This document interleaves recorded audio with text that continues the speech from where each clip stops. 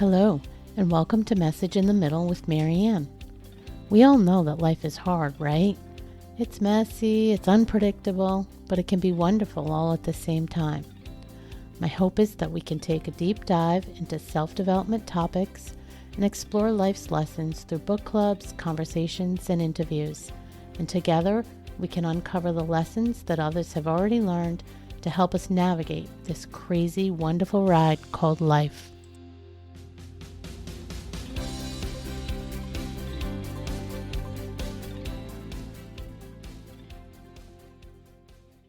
Hello and welcome to Message in the Middle. I'm your host, Marianne, and today we're going to talk about what working with a dietitian looks like. We're not just talking about any dietitian, though. We're specifically looking at what it means to work with a non-diet dietitian. And don't worry, we'll get into what that means in a little bit. But before we go there, let me first introduce my guest, Amanda Mittman. Amanda's a registered dietitian, certified intuitive eating counselor, and body image coach. She's the owner of Happy Valley Nutrition, a private group practice of registered dietitians in Western Massachusetts. They support people with disordered eating, eating disorders, body image, and intuitive eating practices. In addition to that, Amanda is an adjunct professor at 2 colleges and also teaches clinicians how to incorporate body image counseling skills into their own practices. Amanda has worked with hundreds of clients in her career and knows that people in all stages of life can feel shame around their body. Whether the client is in college, just had a baby, or maybe in midlife and beyond, the conversation around the distress of changing bodies is very similar.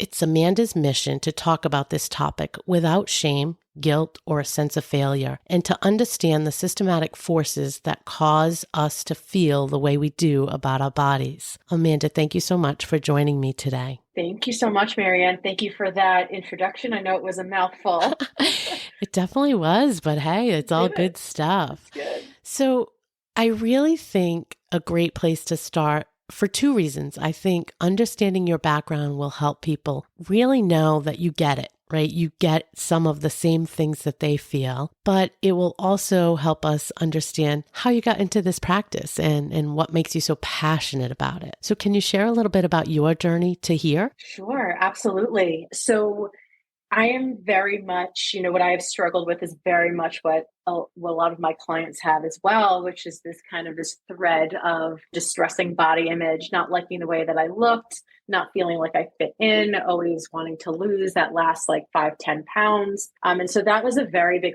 focus of my life for decades. Sorry, I'm in my mid-40s now, for decades. So as you said, I'm a registered dietitian, which is actually my second career. I used to work in my family business in interior design and showroom management. And I did that in New York City for a long time. And then unfortunately, my eating behaviors took a little bit of a nosedive. And quite honestly, I developed disordered eating and an eating disorder. And that really prompted me to say, I know what I want to do with my life. I want to tell other people what to do. I want to tell other people how they can get healthy too. Right? So I became a dietitian, which isn't just like, you flip the switch and one day, haha, you're a dietitian. I went back to school and I actually had to move from New York to Massachusetts to do my internship. And all the while, really kind of fueled by this desire of, I'm going to help people lose weight. I'm going to help them be healthy. I'm going to fix them because quite honestly, that is what we're taught to become as dietitians. And so that's just what it is. And then I graduated in 2011, had my son right away, and then started practicing nutrition. And I was doing weight loss, right? Helping people try and lose weight. And meanwhile, I'm still struggling with my own, right? Disordered eating in the background, which is okay. I have no shame saying it, that I was struggling myself, helping other people trying to lose weight. And there was a common denominator, which was it would work in the short term. And then people would come back and they'd be like, I lost it, but I gave it back, or I can't keep up the habits that we talked about. And the common denominator in all of that wasn't them, it was me. And so at the same time that was kind of happening, I also got a job working for Head Start, which is kindergarten readiness for little kids. And so it almost gave me the space to stop doing the weight loss stuff and gave me space to focus on my own relationship to food and body. So I started my own healing journey. And with that came, okay, let me take a look at how I'm working with other people. Because for me, I needed to take the desire, I needed to take the pursuit of weight loss and put it to the side in order to heal my relationship, my very disordered relationship. And through that, I discovered intuitive eating, which we can talk about what that is. I discovered intuitive eating. I discovered health at every size principles. And this is years, right? This is just, again, years in the making. I discovered other dietitians that were doing similar work and learning from them. And so I kind of shifted over the years to becoming, I call myself a weight inclusive provider, meaning when I work with folks, I am not helping them lose weight. We are looking at what is happening with them through this kind of, again, weight inclusive lens, where we might be doing lifestyle modifications or talking about their relationship with food, but not through weight loss, not through changing the size of somebody's body. And so that's where I am today, kind of firmly my 2 feet planted there.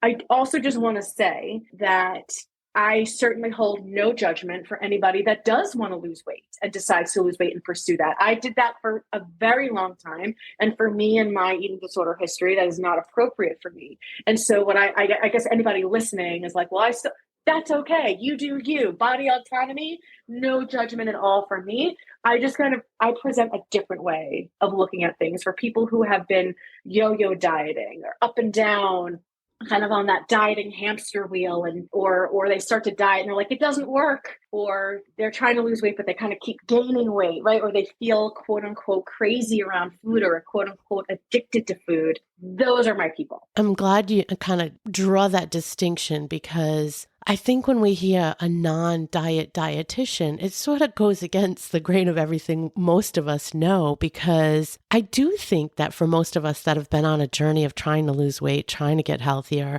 struggle with all these things, typically, I'm going to say typically, the experiences that I've heard of, they include going to a dietitian, and the first thing they do is say, you need to eat differently. You need to focus on either the macros or the calories or the whatever, but it's very centered around losing weight. So it is sort of counterintuitive, I think, from what we know as typical working with a dietitian. Absolutely. Yeah, you're absolutely right. It is counterintuitive. It's counterintuitive for how I learned how to be a dietitian. Yeah. And I guess what the first thing that people usually say is, this feels a little bit like therapy, right? We are not therapists. We're nutrition therapists. And so it's like, I'm always interested in why you want to lose weight. What is your body image like? And I want to also talk about all the other things, not just about you losing weight. And to be quite honest, I don't know how to count macros. I do not know how to help people lose weight. Like, I don't even know how to do that. And people who come to us kind of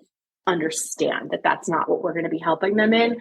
But we always want to hold space and talk about this desire for weight loss, because again, it comes from diet culture, patriarchy, the forces at B. And that is absolutely worth talking about. I would think that people that come and work with you and your group of clinicians, that maybe it's an indirect result, but when you learn things like intuitive eating and you learn to listen to your body and you learn about getting more movement and you learn about focusing on some of those elements that surround weight, but just general health like stress management and sleep management and all those things, a side result is going to be weight loss in a lot of cases. Is that true? It's interesting that you say that. I actually don't find that. Okay, that's fair. And it's not that that's wrong, but I think the expectation is, okay, if we, and I do like how you talked about intuitive eating. It's not just about food, right? It's about movement. It's about rejecting diet culture, and the diet mentality are the first two principles. So intuitive eating, just to back up, it was a book written in the 1990s by two registered dietitians. And they had the similar experience to me, where they're like, okay, we're weight loss dietitians, but nobody's losing weight and everybody's like has eating disorders. And so what do we do? And so they created intuitive eating. It's been through 4 different updates. So now they're on their 4th edition, but it's a self-care framework through your relationship with food and body. And so again, learning about hunger signals and fullness cues, you're learning what movement feels good to you, but you're also learning about and focusing on body image, as I said before, rejecting diet culture, learning about the rules that you have about food and body and trying to pick those apart. So what I do find is when I work with people with intuitive eating and then also, working to decrease stress, because who isn't like, right. Yeah. Easier said than done, right? Yeah. And sleep. Those are so important. But weight is not a behavior, right? Like weight, we don't know what's going to happen to your weight. And so I typically, weight changes if, a lot of people who do this work have been restricting for a long time Yes. and not eating enough. And so once you start to eat again and eat different foods, you might gain weight. And we talk about that. You might stay the same. You might lose weight. But to go into intuitive eating and say, well, I'm going to do all these things, I'm going to lose weight. I've done intuitive eating, right? I've done intuitive eating for years. And my recovered body is in a larger body than when I started. And that feels hard in ways, right? And also feels okay because my mental health is a heck of a lot better. Yes. But also my body is larger. And so that's why it can be helpful to do this work with a support. If it's not a dietitian, but do it with other people or in a group or whatever, because a lot does come up with it. I think that's so key. I think getting people to refocus on everything, the whole aspect, because to your point, your mental health, you're healthier in general, but you're in a bigger body. So that isn't necessarily the key factor. And I think for many of us, we lose sight of that, right? That's part of the challenge on this journey. You lose sight of that. Oh, it's so hard. And I think what you said was so like, you're healthier like that. And people who don't know me might look at me and be like, and I use the word overweight. Like if people could see me, I'm using bunny quotes, like little air quotes around it, because, it's basically assuming that there's a normal weight for everybody. So like over what weight? So like people might look at me and be like, oh, she's in a fat body. She's overweight. She can't be healthy. Right. And so I think it's really interesting. We need to like start to define what the definition of health actually means. And, for me, mental health is such a big piece of it. And so my mental health is so much better now than when it was when I was in a smaller body. But people looking at me might be like, she's not doing anything. I'm like, I'm actually in the best shape of my life, right? Because I really like to move my body. As we get to middle age, right, there's certain things that we need to kind of do to feel good. Yeah. I'm actually feeling awesome. However, that's my definition of healthy, but others looking at me might be like, no. So I think it's really important for those listening to really start to like, what does health mean to you? Right. To you. Does it involve weight? What I hear mostly involves like being able to do my activities of daily life, being around for my grandkids or playing with my kids. Like those are all really valid. And I think understanding what is your definition of health mean? There's no right or wrong, but everyone's is different. Right. I think that's important because I do think that, to your point, if it's just about doing your activities and being healthy enough to play with the grandkids, which is actually something I say, some people can probably do that, 50 pounds lighter than somebody else. I'm just throwing that number out there. But I mean, it's just, right? Absolutely. It's just a generic number, different to every body. Yes. That's interesting. So I want to go back. You work with people that have disordered eating and eating disorders. Can you tell me where that line, what distinguishes the difference? I just got the eyeballs, you guys. Does that mean I asked a good question or a bad question? Yeah.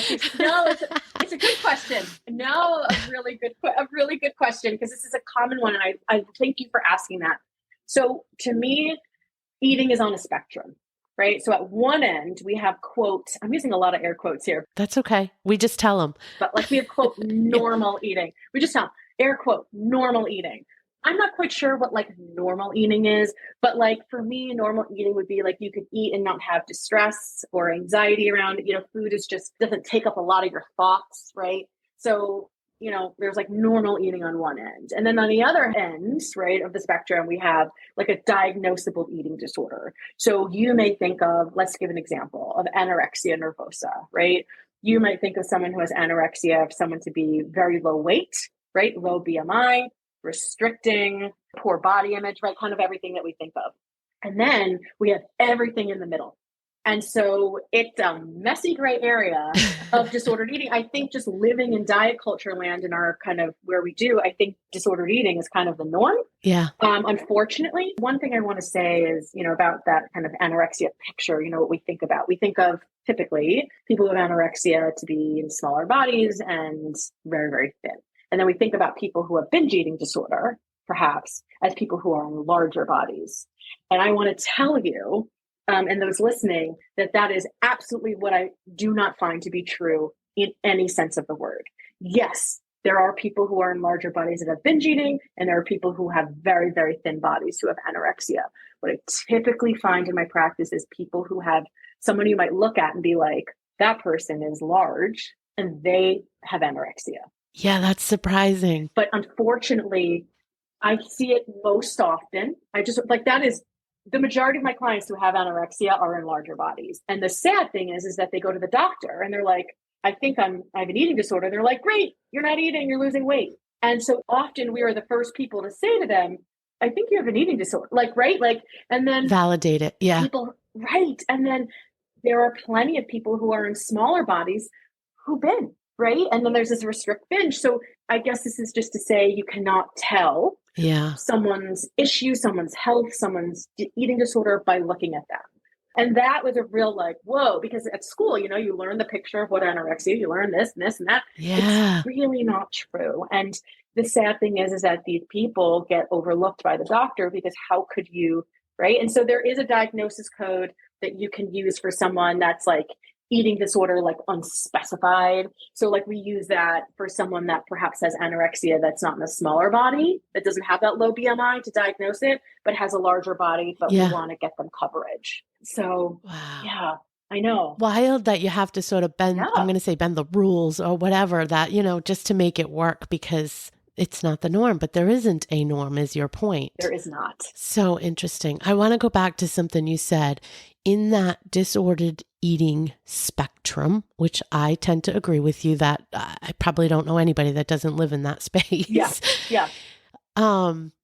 At least I probably don't know any woman that doesn't live in that space. Say, I hate to do that, but that's probably accurate from my experience.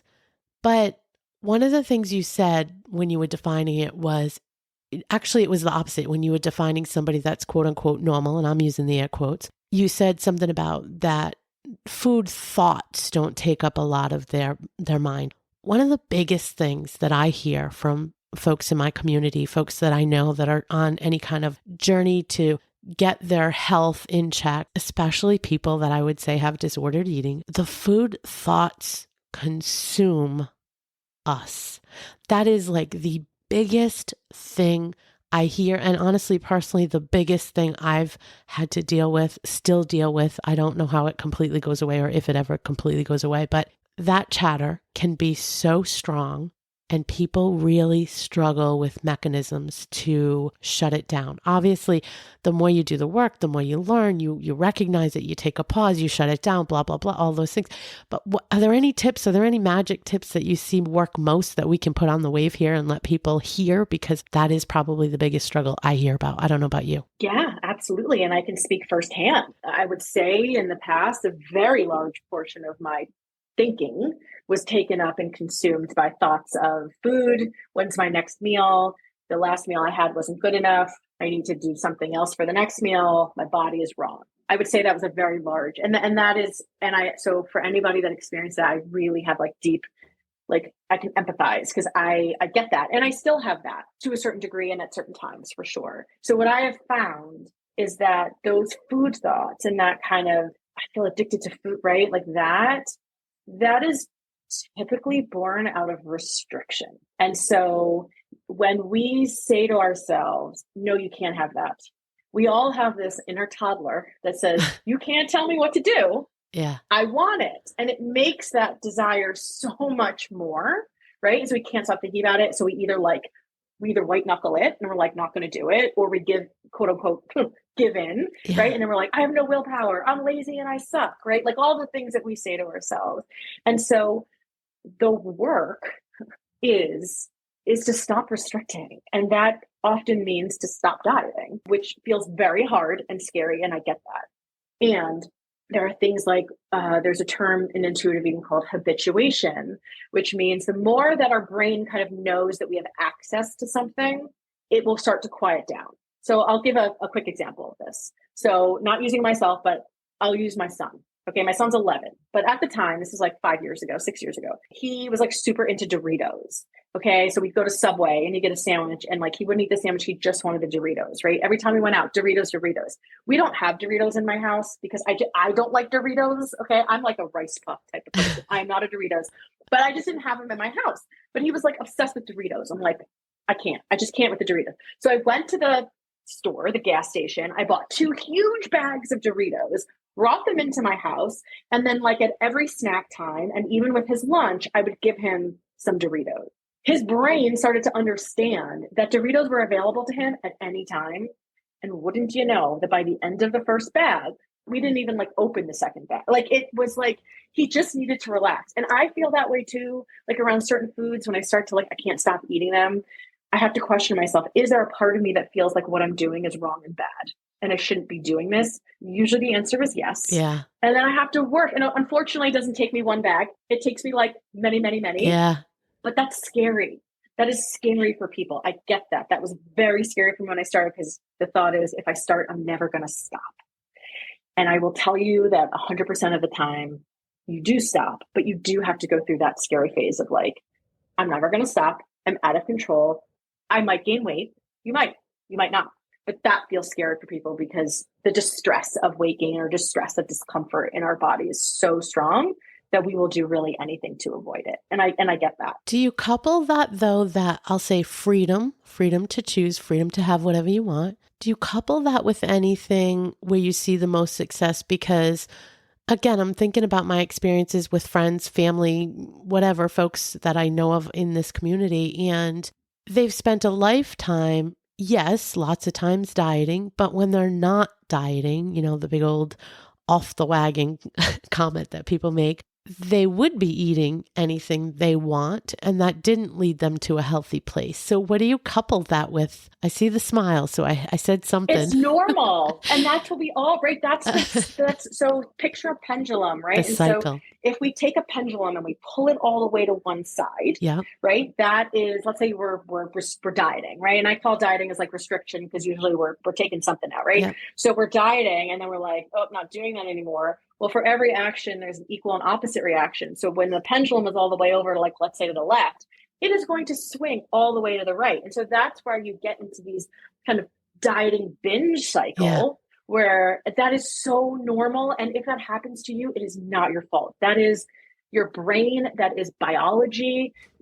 You're not wrong and bad. That is normal response. And so I'm like, yeah, like your body does not like to restrict. And so it's going to be like, oh, she stopped doing that. I'm going to get whatever I can. And so that's why it can be helpful, again, to work and do this work with someone where we're like, okay, let's honor that. Let's like, right. And then those kind of moments of desperation of the binging or the all or nothing, Last Supper mentality, those start to kind of gently, they diminish. The pendulum starts swinging more in the middle, right? And so they start to diminish. So, but it can be super challenging. And again, if that is you, if this sounds like something, oh, that's me, that was me for a long time. And that is normal. That is a normal reaction. Well, and I guess as I sit here and hear you say that, I think about probably those same folks that I'm thinking about. It's been a lifetime, right? It's been a lifetime of those cycles. Because, I mean, for a lot of people, this is not something that just happens 1 or 2 years. It's something that you've probably been dealing with, especially at our age, for multiple decades probably. So I guess it takes a while probably to fully unwind all that. And like you said, decades, especially for those in our midlife. Yeah. And those are my favorite people to work with because it has been a really long time. And there's so much desperation and exhaustion around like, oh, I'm just so done. I want to be done with this food thing. And it does take a long time. This is not a quick fix. And that's why a lot of people might not like it because I'm not giving you a plan. I'm not saying, okay, here, do this, come back in a month. It's like, we're meeting once a week or every other week and we're talking about these things and we're slowly starting to pull threads and unravel things. It's a slow process. There's a lot of like really great light bulb moments. There are some moments that are like, oof, this feels so hard. Yeah. But it does take time because again, you're trying to unlearn decades of unlearn. Mm-hmm. It's my favorite word. I know. It really is. I have to at this stage in our life. Oh, gosh. Yeah, right? Yes. Not just about food, everything. And one thing I want to say is like, it doesn't mean if you're doing intuitive eating that it's a free-for-all. I mean, there is a time where sometimes it does feel like a free-for-all when you're starting to make peace with different foods.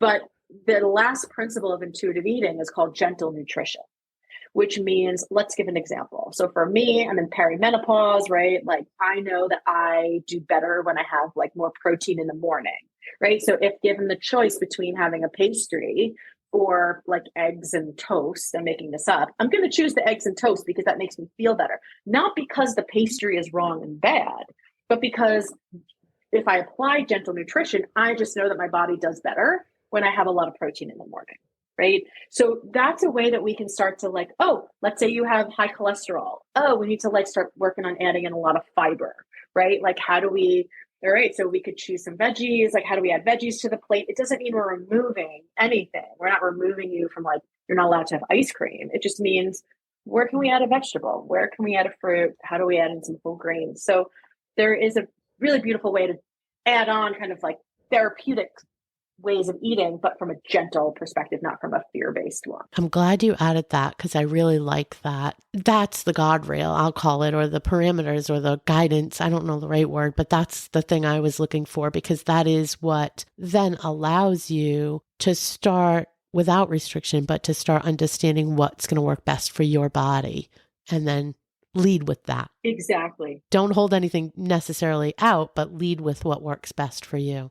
Yeah. And that's what a lot of this work is finding what does, because it changes all the time, right? No matter what, like we're like, I could eat dairy 2 weeks ago, but now every time I eat dairy, I'm bloated and like constantly like what? So we have to constantly like, we're like these science experiments where we're constantly retooling. So there is a way to like honor all foods fit mentality and also honor, wow, there are certain things that I feel that I need to do for my health. And that's something that we do. We do therapeutic stuff all the time for, diabetes, heart disease, all sorts of things, gut stuff.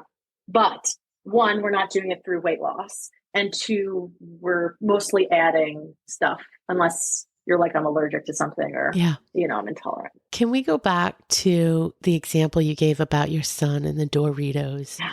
One of the things I wanted to hit on was what a good relationship with food really looks like. And how do we instill that in our kids? For those of us that have had these kind of, I'll say struggles all our lives, we don't have a real good picture of what that looks like.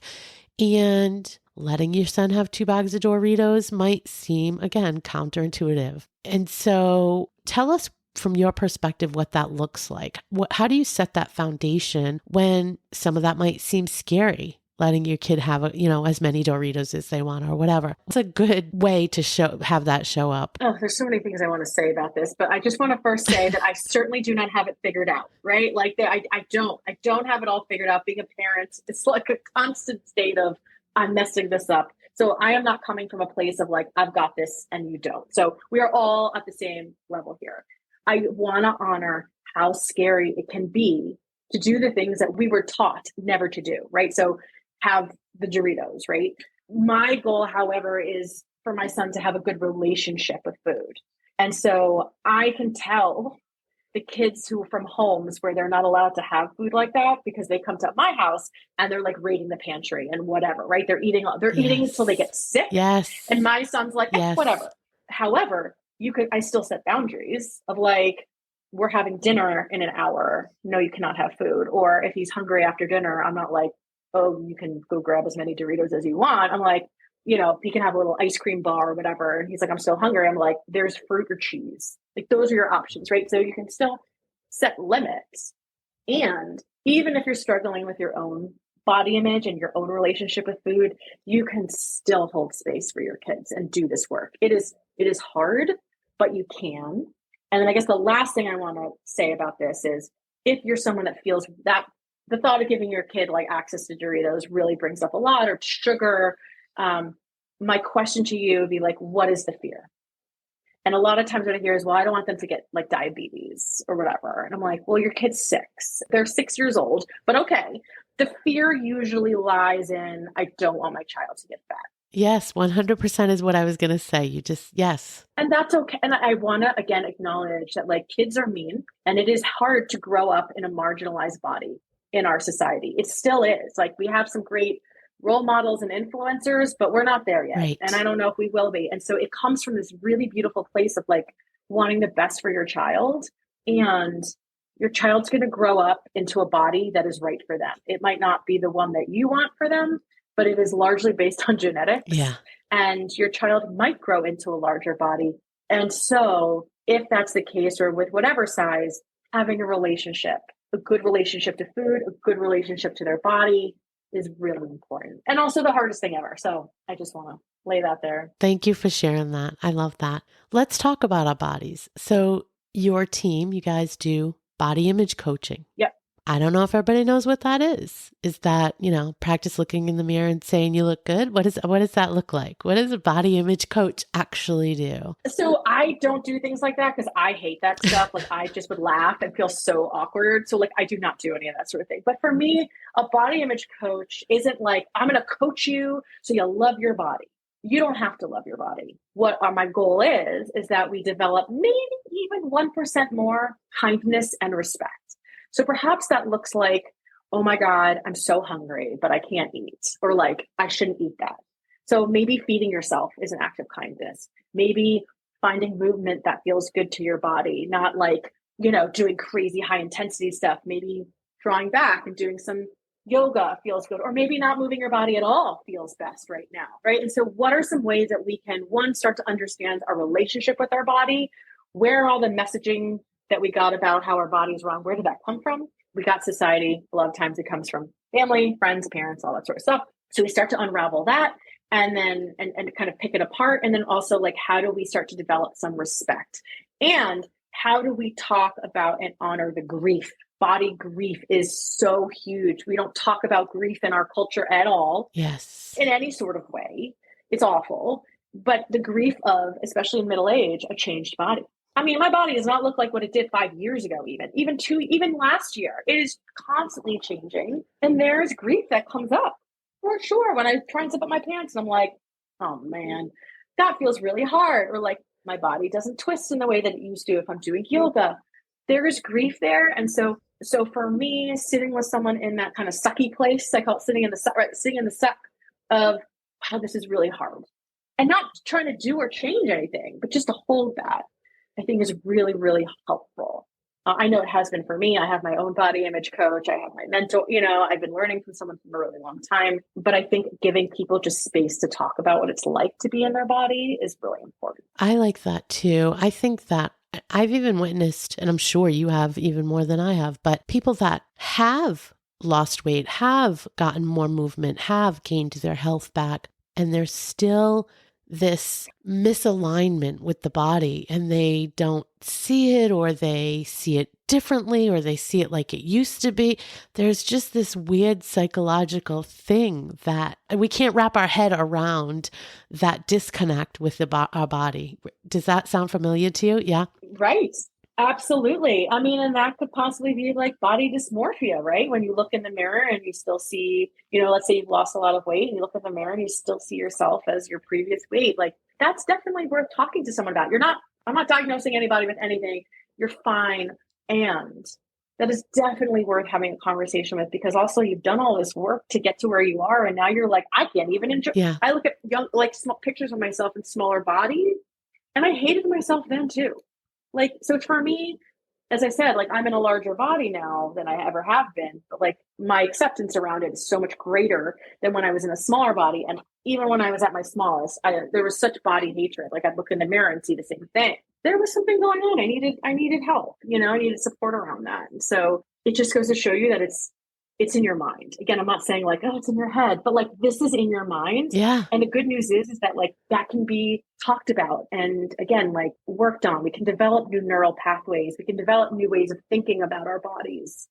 That's the good news. Well, and I also think it goes back to what you said at the beginning about understanding what healthy really looks like to you and not having it be about the specific weight on the scale or the size of your clothes, because I think getting to acceptance of the body you sit in it comes with that, comes hand in hand with that. Because if you don't tie it to, I have to be a size 6 or I have to weigh 120 pounds, whatever it is, whoever you are, then I think you can come to terms with, this is the body I'm going to sit in. This is the body that's okay for me. It helps you, I think, get a little bit more comfortable around what you have versus what you thought you would have or you thought you wanted. Does that make sense? It does. It really does. It's a lot of work. And as we said before, it's a lot of unlearning and just remember that accepting your body doesn't mean you have to like it.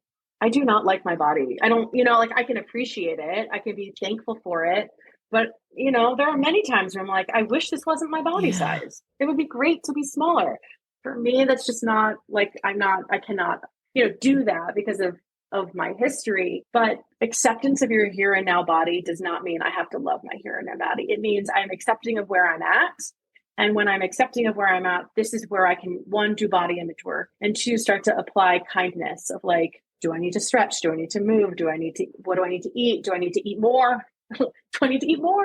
Do I, do we need to change the way, like all that sort of stuff? That's when it becomes available to us. When we stop fighting it and we start like, okay, this is where I am here and now. It could change tomorrow. Yeah. But you sit in it. Yeah. I like that. Yeah. Yeah. So I have a question that I like to ask folks depending on, what space they're working in. But my question to you is, what surprises you the most in this space? Ooh, what surprises me the most? Oh my gosh, you stumped me because there's so many things I want to say, right? I want to say this.